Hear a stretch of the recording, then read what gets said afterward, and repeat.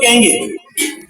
मैं असलम शेख से एक सवाल करता हूँ, आज आप 10 से 15 साल से यहाँ के उम्मीदवार हैं, क्या यहाँ के शिया भाइयों को कब्रिस्तान के लिए जमीन दिला सके क्या? नहीं दिलाई क्या? नहीं दिलाई।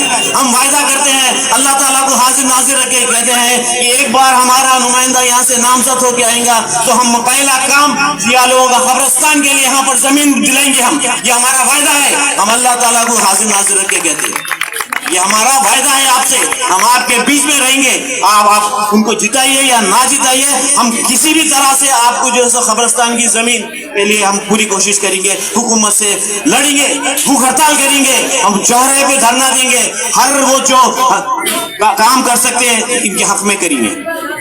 तो अब आपको सोचना है कि किसको वोट डालना है, किसको वोट नहीं डालना है। मैं तो आपको जब से बोल रहा हूँ कि एक ही कैंडिडेट है जो सेक्युलर पार्टी है हमारे पास, ये कोई खानदानी पार्टी नहीं है।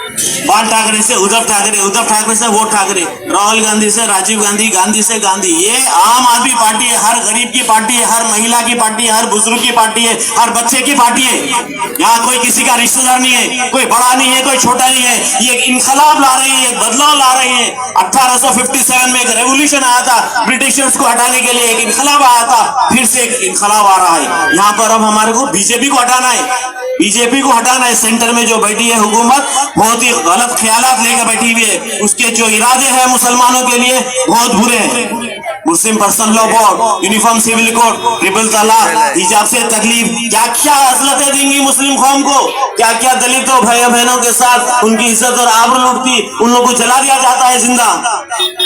तो अब मैं पूरे दलित भाइयों से, मुसलमान भाइयों से ये अपील करता हूँ, एक प्लेटफॉर्म पे आ जाइए।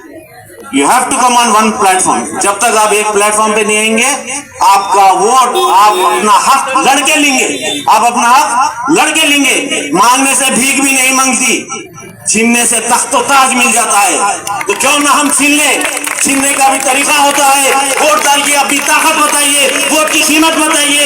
एक बार वोट डालिए, एक बार मौका दीजिए, एक बार मोहसिन साहब को जिताकर बताइए। इंशाअल्लाह ताला आपके बीच में इनकलाब आके आपकी खिदमत करेंगे।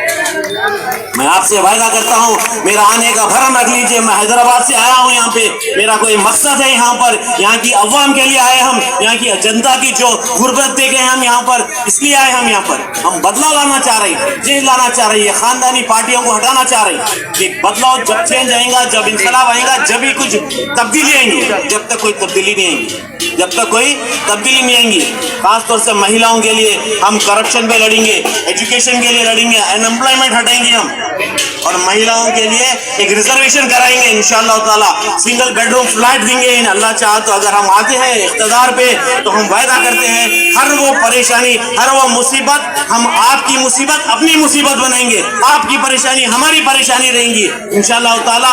एक बार मौका देना मेरा आपका, मैं बोलता हूँ कि मोहसिन साहब का हक बनता है, मोहसिन साहब का हक बनता है कि उनको एक बार मौका देना चाहिए।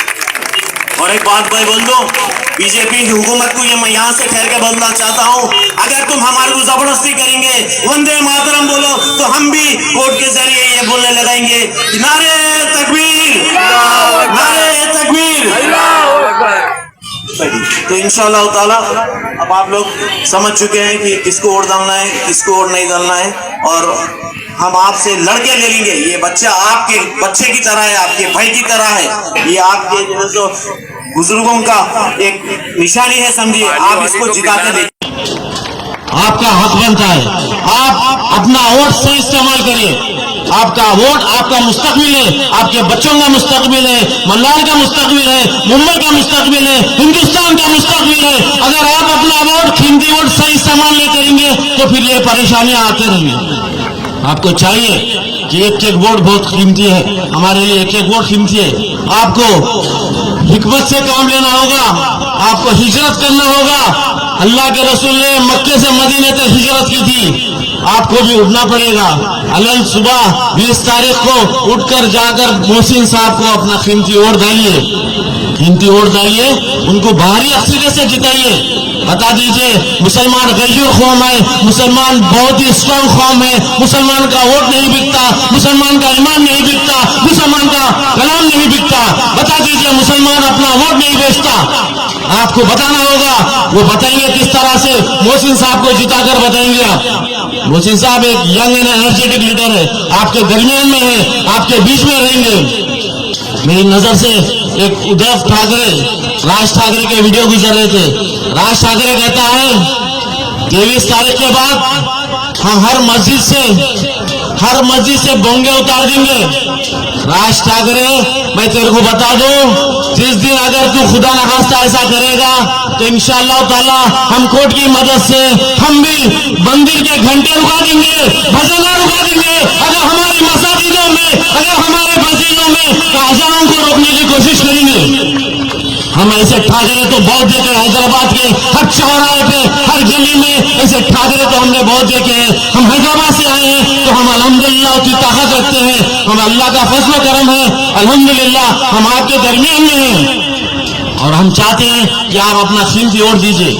और वो अरे क्या है वो नीतीश राणा, क्या है नीतीश राणा, क्या बोलता हो, मस्जिदों में घुस के मारते हैं, फेस से कॉमेडियन दिखता उन्हें, फेस से कॉमेडियन है उन्हें, उसको बराबर बात करने नहीं आता। ऐसा आदमी जैसे बड़े बड़े बातें कर रहा, ये चलने वाली नहीं बाबा। अब इनकलाब आ गया है, बदलाव आ गया है, चेंज आ गया है, घर घर इनकलाब, हर घर इनकलाब आने वाला है, गली गली इनकलाब, हर गली इनकलाब आने वाला है। वक्त आ गया है, बदलाव लाना है, चेंज लाना है हमारे को। अगर आप अभी नहीं तो कभी नहीं, अगर आप बदलाव नहीं लेंगे तो कभी नहीं आएंगे बदलाव।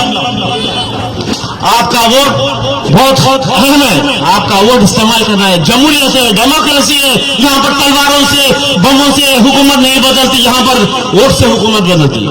आपको अपने वोट की कीमत समझना चाहिए। वोट क्या है? वोट की करोड़ों रुपए की कीमत होती है, तख्तो ताज बदल जाता है। वोट ऐसी चीज होती है। मैं कांग्रेस के बारे में बोलना चाहूंगा, क्या बाबरी मस्जिद की शहादत हुई, क्या आप उसको भूल सके? आपके दिलों से निकला क्या? नहीं निकला, कोई मुसलमान भूल नहीं सकता। बाबरी मस्जिद थी, बाबरी मस्जिद रहेंगी दिलों में। वहां पर बाबरी मस्जिद शहीद करने वाले कांग्रेस, बाबरी मस्जिद का खुबल खोलने वाले कांग्रेस। राजीव गांधी की हुकूमत में बाबरी मस्जिद का खुबल खोला गया और बाबरी मस्जिद को शहीद करने वाले यही शिवसेना के उद्धव ठाकरे बोलता है कि हमने बाबरी मस्जिद को शहीद किया। यही शिवसेना का उद्धव ठाकरे, बाल ठाकरे मरूम कहता है कि हमने बाबरी मस्जिद को शहीद किया। तो फिर भाई आप अब जनाब क्यों हो गए? अली जनाब बनकर आप कांग्रेस के साथ अलायंस करें? ये छोरा गांव में बांट रहे। एक सिक्के के दो रुख है, एक सिक्के के दो रुख है। कभी भी इन पर भरोसा नहीं करना चाहिए। क्या करी कांग्रेस बताइए आप मेरे को? गरीब का बच्चा गरीब, अमीर का बच्चा अमीर, अमीर के बच्चे बाहर पढ़े, गरीब के बच्चे रोडों पे गवर्नमेंट स्कूलों में पढ़ रहे, खाने को खाना नहीं है, पहनने को कपड़े नहीं है। बताइए आप कब तक इस तरीके से आप लोग जिएंगे? आपको बदलाव लाना है, चेंज लाना है। अगर आप बदलाव नहीं लेंगे तो आने वाले नस्लों को आप जवाब नहीं दे सकेंगे। जब एक अच्छा मौका मिला था बदलने का, आप उसको बदल नहीं कर सके तो आपको जवाब देना पड़ेगा, आने वाले नस्लों को जवाब देना पड़ेगा। बीजेपी के तो कारनामे खुली किताब है, आप सबको मालूम है बीजेपी क्या क्या करी, क्या क्या नहीं करी। मॉब लिंचिंग से शुरू होता, मुसलमानों को गौ रक्षक के नाम पे उनका खून बहा दिया जाता, हमारे हिजाब से तकलीफ, हमारी शेरवानी से तकलीफ, हमारी टोपी से तकलीफ, हमारी मस्जिदों से तकलीफ, हमारी अज़ानों से तकलीफ। क्या क्या नहीं करी भाई बीजेपी? बताइए आप। मुस्लिम पर्सनल लॉ पे इंटरफेयर हो रहा है, यूनिफॉर्म सिविल कोड में 370 आर्टिकल एब्रोगेशन, इनके क्या क्या कारनामे हैं बीजेपी के? अगर बीजेपी को कोई वोट डालता तो ये समझ लीजिए हुजूर की शान में गुस्ताखी करने वाले बीजेपी को कभी वोट नहीं डालना चाहिए। बीजेपी एक ऐसी जमात है जिसके लीडरों ने हुजूर की शान में गुस्ताखी की।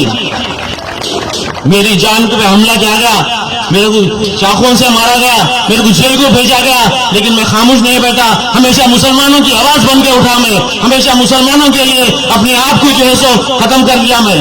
तो मैं ये चाहता हूँ, जब मैं हैदराबाद से आया हूँ तो कुछ मकसद से आया हूँ यहाँ पर और कोई मुस्लिम जमात घूम रही है, कुछ होने वाला नहीं है बाबा। आप बीटी में ही के, आपको सबको मालूम है जो आकर यहाँ पर 10 साल से कर रहे हैं, क्या करें बताइए आप मेरे को?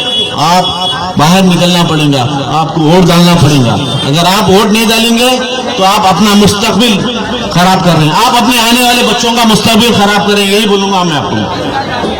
रोटी कपड़ा और मकान हमारा बेसिक मैनिफेस्टो है। हर घर में रोटी कपड़ा और मकान, करप्शन के खिलाफ लड़ना है हमारे को। करप्शन के खिलाफ लड़ना है, महिलाओं के हक के लिए लड़ना है हमारे को, महिलाओं के हक में महिला कोटे में भी माइनॉरिटी महिला के लिए लड़ना है हमारे को। बीजेपी हुकूमत में देख रहे हैं आप कैसे जुल्म और ज्यादती हो रही है, महिलाओं की इज्जत आबरू लूटी जा रही है, दलित बहनों की इज्जत आबरू लूटी जा रही है, दलितों को रोड पर जला दिया जा रहा है। क्या कब तक बर्दाश्त करेंगे आप? जमहूरियत है भाई, डेमोक्रेसी है, आपको आगे बढ़ के आना है, आपको अपना हक मांगना है, हक मांगने से नहीं मिलता तो छीन लेना पड़ता। छीनना किस तरीके से? वोट डालना और अपना हक ले लेना। जब तक आप अपना वोट सही इस्तेमाल नहीं करेंगे, इसी तरीके से Muslim living below the poverty line, Hindustan का बंटवारा हुआ, एक हिस्सा वहां चलेगा, एक हिस्सा यहाँ, और हमें कहते हैं कि हम बंटवारे के जिम्मेदार हैं। नहीं, आपको इतिहास पढ़ना होगा। जब तक आप इतिहास नहीं पढ़ेंगे, इतिहास पढ़ने के लिए हमारे बच्चों को पढ़ाना होगा कि इतिहास क्या कहता है और ये क्या कहते हैं। इतिहास मुसलमान के वोट डिवाइड हो गए, जबकि मुसलमान के वोट डिसिसिव फैक्टर है। मुसलमान के वोट फैसलाकुन वोट है, तो आपको फैसला करना होगा, आपको फैसला करना होगा। 5 के 5 वोट मोहसिन भाई को आना चाहिए, कोई कांग्रेस को, कोई सीपीआई को, कोई बीएसपी को, कोई समाजवादी पार्टी को नहीं डालना, वरना वोट डिवाइड हो जाएंगे। अगर आपके वोट डिवाइड हो गए तो समझो डायरेक्ट और इनडायरेक्ट बीजेपी को फायदा होने वाला है। भारतीय जनता पार्टी, मैं तो उसको बोलता हूँ बलात्कार जनता पार्टी है वो।